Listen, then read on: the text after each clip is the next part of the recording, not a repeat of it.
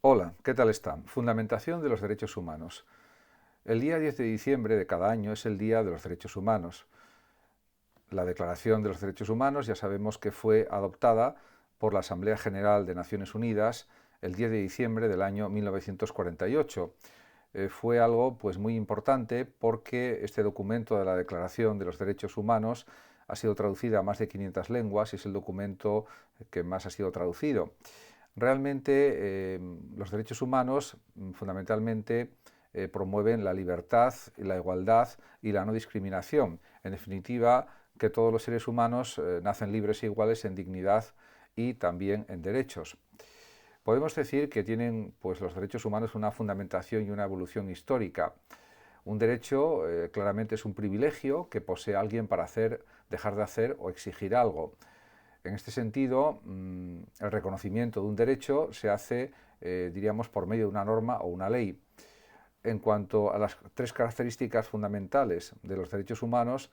pues cabe decir que son universales, porque los poseen todos los seres humanos, independientemente de cualquier condición, son inalienables, no se puede renunciar a ellos, ni se pueden traspasar a otros, y por otra parte también son imprescriptibles,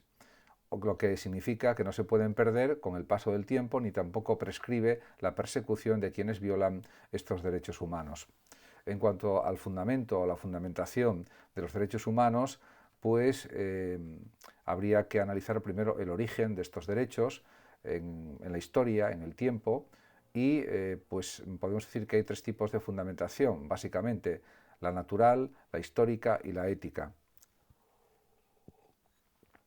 En cuanto a la fundamentación natural, pues es evidente que existe una ley natural que sirve para orientar la conducta humana y que está por encima de las leyes elaboradas por cada Estado. Esta ley natural, pues podemos decir que da pues, unos derechos iguales para todos los seres humanos y en cierto sentido está basada en la teología y en la ética. En cuanto a la fundamentación histórica, pues cabe también señalar que los seres humanos son los que cada sociedad acepta como tales en cada época histórica, pero aunque no sean derechos eternos, van evolucionando a la par que la sociedad. En ese sentido, surgieron pues hacia mediados del siglo XX, como resultado en buena medida de la terrible Segunda Guerra Mundial, que causó más de 50 millones de muertos, y también por la Primera Guerra Mundial, la precedente, que también había causado decenas de millones de muertos. En ese sentido, también cabe decir que existe otra fundamentación ética, que supone la unanimidad en la aceptación de estos derechos y se considera también pues, una especie de prueba de que existen pues, unos valores éticos o morales universales que sirven de base para el reconocimiento de estos derechos. En cuanto a los precedentes o diríamos históricos de esta aprobación de los derechos humanos en, pues diríamos que a mediados del siglo XX, pues cabe remontarse, por ejemplo, a la Declaración de Independencia Americana del año 1776, que contemplaba los derechos de los ciudadanos, pero muchos quedaban excluidos de esa categoría de ciudadanos, como por ejemplo los esclavos, sin ir más lejos, y las mujeres. Es cierto que luego en la guerra de secesión norteamericana, después de la misma, se consiguió abolir pues diríamos el esclavismo, la existencia de esclavos, con un presidente como Lincoln, y diríamos que eso fue algo que sucedió afortunadamente. También nos podemos remontar a un hito fundamental que fue la Declaración de los Derechos del Hombre y del Ciudadano de 1789, que cambió el curso de la historia, que cambió el curso del mundo, sin ninguna duda, y que fueron elaborados estos derechos durante la Revolución Francesa y supuso también un gran avance por su pretendido carácter universal. Sin embargo, también se discriminaba o se excluía a las mujeres de estos derechos. Por este motivo, por ejemplo, Olympe de Gouges escribió en 1791 la Declaración de los Derechos de la Mujer y de la Ciudadana, que también fueron esenciales para dar voz a las mujeres y para reconocer la igualdad de las mujeres respecto a los hombres y los derechos propios también de la mujer, al igual que de los hombres. También cabe señalar que en el siglo XIX se fueron reconociendo derechos individuales de forma paulatina y progresiva, libertad, igualdad jurídica de hombres y mujeres, derecho al voto también, aunque al principio era solo con carácter restringido y solo para el hombre, luego eso se mejoró y se amplió a las mujeres. Por otra parte, también se fueron afirmando derechos económicos y sociales o aprobando, como el derecho al trabajo, a la educación, a la huelga, a los derechos de reunión y asociación, y a partir de esta serie de avances pues se fue consiguiendo que las mujeres y otros colectivos pues no siguieran quedando al margen, que no fueran marginados. En el siglo XX también, tras la Segunda Guerra Mundial, pues podemos decir que se crearon organismos de carácter supranacional que garantizaron el cumplimiento de los derechos fundamentales y corrigieron las desigualdades. A partir de ahora comentaré pues, tres textos o tres documentos que pueden ser interesantes de cara a matizar más estas cuestiones. El primero de ellos es el más antiguo en el tiempo, porque es de una obra de John Locke, de este médico y filósofo inglés o británico, y es de la obra Segundo Tratado del Gobierno Civil. Y en esta obra, en este libro, dice Locke: al nacer, se refiere al derecho natural, el documento, al nacer el hombre, con derecho a la libertad perfecta y a disfrutar sin cortapisas de todos los derechos y privilegios que le otorga la ley de naturaleza, y en igual medida que cualquier otro hombre en el mundo, no solo tiene por naturaleza el poder de proteger su propiedad, es decir, su vida, su libertad y sus bienes frente a los daños y amenazas de otros hombres, sino también el de juzgar y castigar las infracciones de la ley que sean cometidas por otros. En definitiva,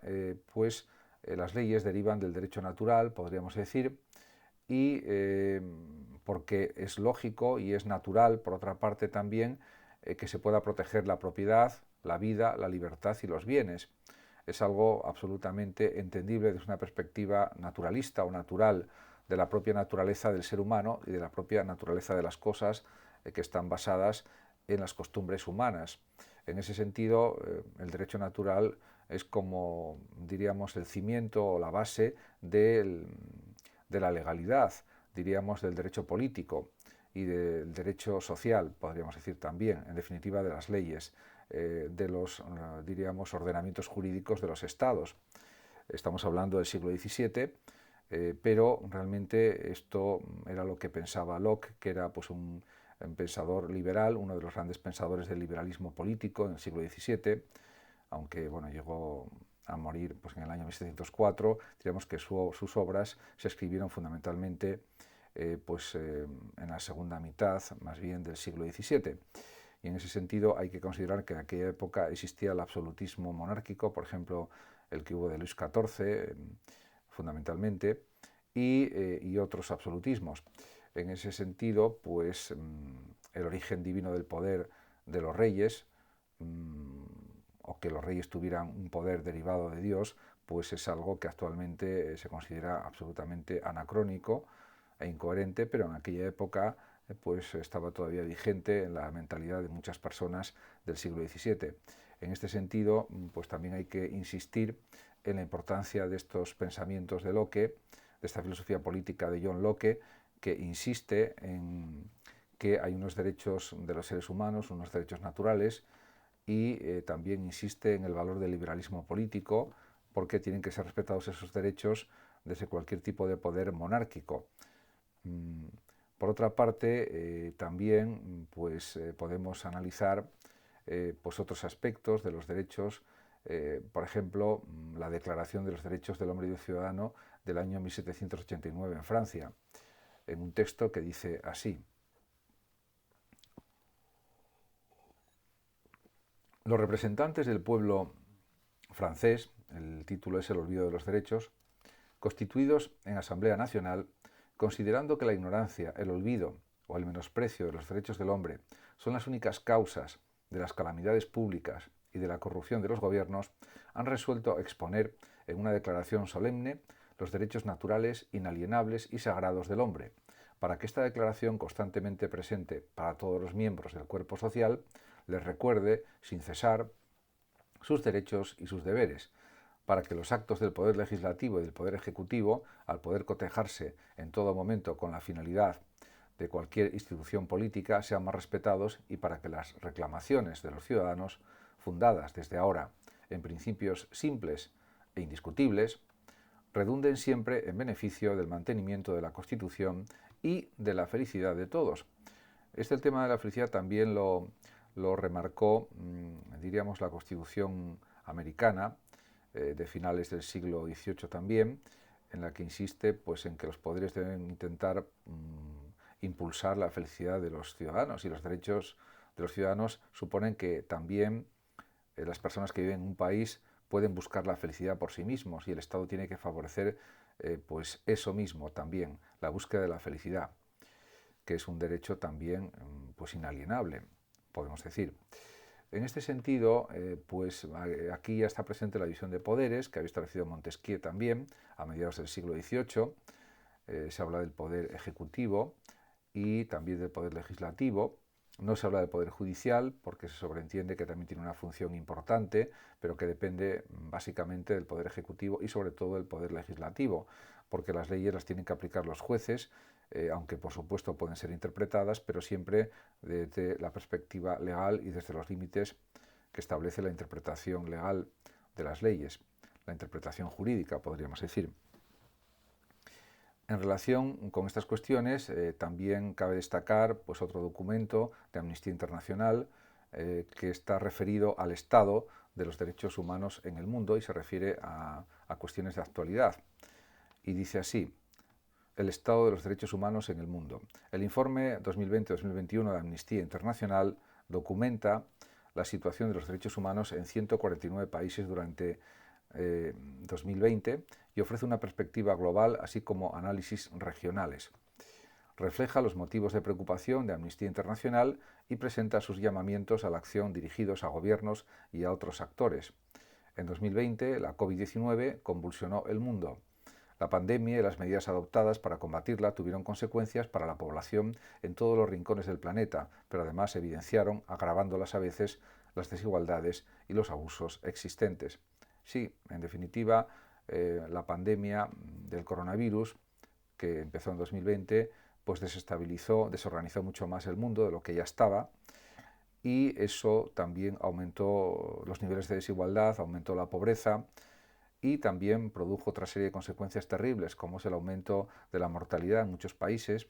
El número de muertos fue algo terrible, incluso en países más desarrollados, que supuestamente con los avances médicos de que disponían, hospitales, etcétera, etcétera, pues tendría que haber habido menos muertes, pero aún así la pandemia fue realmente terrorífica, en el sentido de que murieron sobre todo muchos ancianos, muchas personas mayores,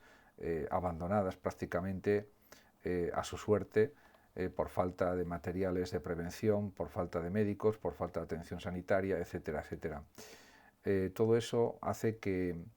realmente, efectivamente, haya motivos de preocupación. Y aquí diríamos que hay una cosa muy clara: los que tienen que tomar medidas contra los problemas del hambre en el mundo, que afectan a 800 millones de personas, son los gobiernos de los países, no solamente los ciudadanos particulares, que ya bastante hacen con sobrevivir, convivir y con realizar sus trabajos, etc. Por supuesto, los ciudadanos particulares pueden colaborar con dinero, con ayudas económicas, siendo también solidarios, y está bien que lo sean, pero diríamos que la labor fundamental de la tarea de apoyo a las personas en los países corresponde a las decisiones de gobierno, no tanto, insisto, a los habitantes del propio país, que ya bastante hacen con poder vivir adecuadamente para encima hacer las funciones de los gobiernos y de los estados.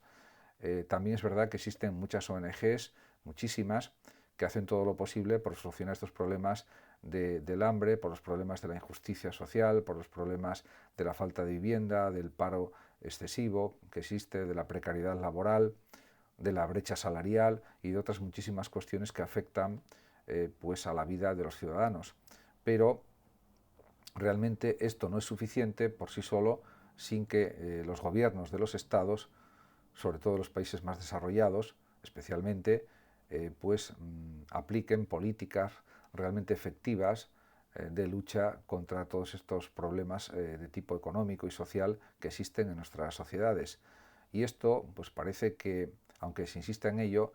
pues conviene seguir insistiendo, porque parece que las cosas, en vez de ir a mejor, van a peor. Ahora, con la crisis energética producida por la guerra de Rusia contra Ucrania, pues diríamos que ya hay por parte de mucha gente temor al invierno, porque veremos cómo está el precio de la electricidad, cómo va a funcionar el tema de las calefacciones, el gasto en calefacción que van a gastar, que van a tener los ciudadanos, pues eso puede ser alto o muy alto. Esperemos que al final las ayudas o subvenciones que ofrecen los estados democráticos como España y otros países sea suficiente para que la gente pues pueda poner bien la calefacción, no pasar frío en casa, etcétera. Aunque, por supuesto, hay países en guerra, como es Ucrania, que parece que van a tener muchísimos problemas en el sentido de protegerse de las inclemencias del tiempo. Esperemos que al final la ayuda internacional y los propios dirigentes de Ucrania sean capaces de afrontar este desafío con éxito y, por supuesto, me refiero también a otros países del mundo que también puedan luchar contra la pobreza, contra el frío, en el sentido de que puedan proteger a sus ciudadanos de todos estos problemas. Ciertamente, como se puede observar, la situación mundial es cada vez más desordenada, más desorganizada, más caótica y